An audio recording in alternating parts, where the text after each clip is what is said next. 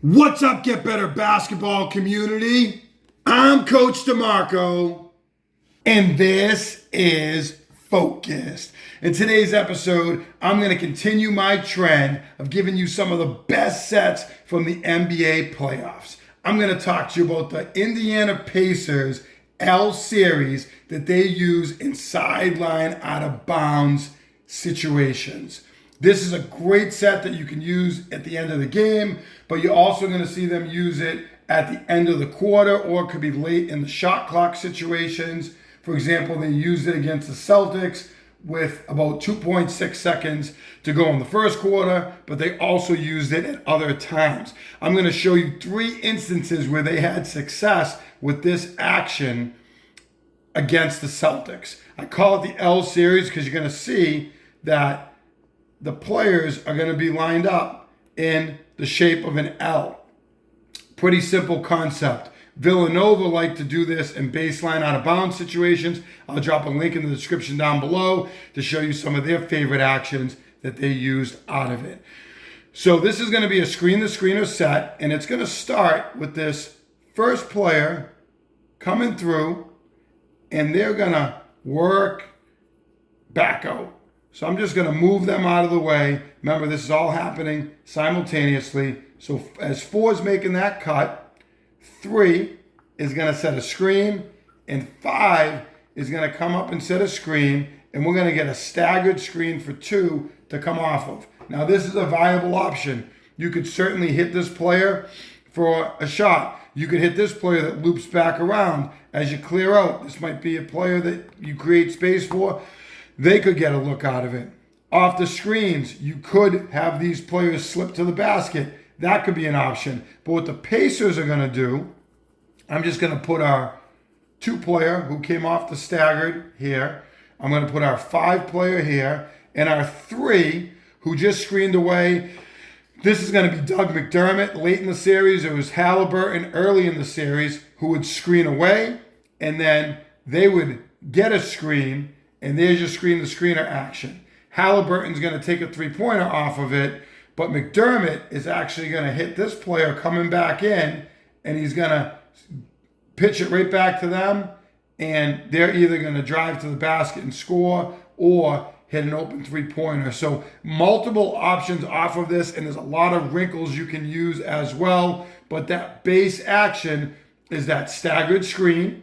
And then after Halliburton or McDermott set the first screen, they're going to come back to the basketball, screen away, come back to the ball. The Bucks ran a similar action that I shared out previously. I'll drop a link in the description down below, where they ran a 77 or a double drag ball screen, and then they had a player come off screen, the screener action. Very, very similar concept to what we see here with the Pacers. Know you're going to love it. Work for the Pacers. Let's check it out. So here are the Pacers, and we're going to see them start out in this L setup with 2 players there and then 2 players up at the top. I'll show you this from a different angle. When they run it again, you'll really get to see their initial setup. First player is going to come through, and now we're going to get McDermott setting a screen away. And remember, this player comes off not 1, but 2 screens. So there's your staggered screen.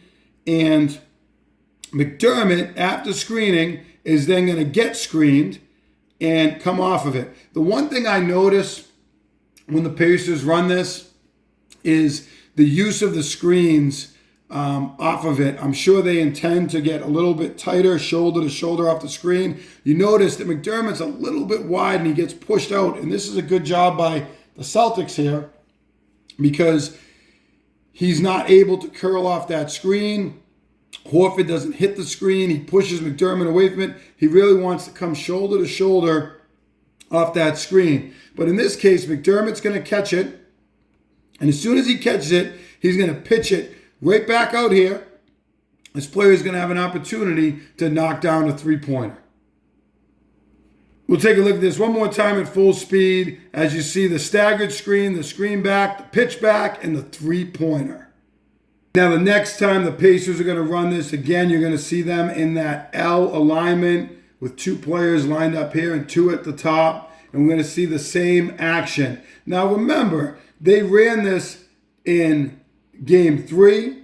Now they're running it in game 4. They ran it earlier in the series when Halliburton was still playing. So they've used this at least 3 times in this series against the Celtics, and they're using it effectively. So we're going to see the staggered screen, and now we're going to see McDermott again coming off the screen. You can see he really tries to lean down the defender to work him into the screen. Celtics are doing a nice job not letting him get shoulder to shoulder off that screen. I think it's a good teaching point for coaches on the defensive end as much as it is on the offense on how they defend this action. They do a pretty good job. But this time, what we're going to see, he catches in the pitch back. And now they had Horford on the inbounder with a little bit of length. They're going to try to get a quick switch here, which is how the Celtics typically play these types of actions. And it's just going to be a little bit slow on the switch.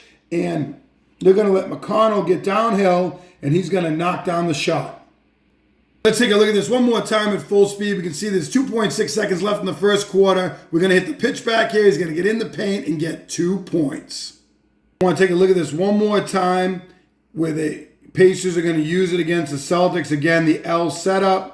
And this time Halliburton's going to be in the game. And this is game 1. So they've used this in game 1, in game 3, in game 4. And they've scored every time. And they're going to score in this instance as well. Although the shot's going to be a little bit tougher. But they're just trying to put the ball in their best player's hands. So we're going to see the player clear through. We're going to see the staggered screen. And Halliburton's not going to wait. He's not going to let the Celtics get set up. He's going to screen away and come right back to the ball even before his screen is ready. But this worked out for him, at least to get the ball in his hands with a little bit of space. So he's going to catch on the move. He's probably could have skipped back, but I know that it's late. But this is a good example for your team. If he had caught right away and threw back, they could have had an open three-pointer at the top. He doesn't. Brown kind of gets in his passing angle, so he's going to have to throw a head fake and then eventually lean in and hit a three-pointer. It is a tough shot, but I wanted to show you this because he does have the throwback at the top, and that's a viable option for your team. We're going to see him make a contested 3 late. Let's take a look at this one more time at full speed. Going to get Halliburton coming back after setting the screen, and he's going to knock down the 3. I love this action by the Pacers. In the 3 times that they run it, you saw that they scored each time. I showed you the last option because he had the pop to the top off of it, and you're going to see that option with your team. But I really like that this player, and you make this your best player, your best scorer, they screen away, and then they're going to come back to the basketball, and that is going to be tough for teams to defend. If you like this action, then make sure you hit that like button down below, turn on your notifications, and subscribe to Get Better Basketball on YouTube for more great video breakdowns each and every day. As always, get better every day.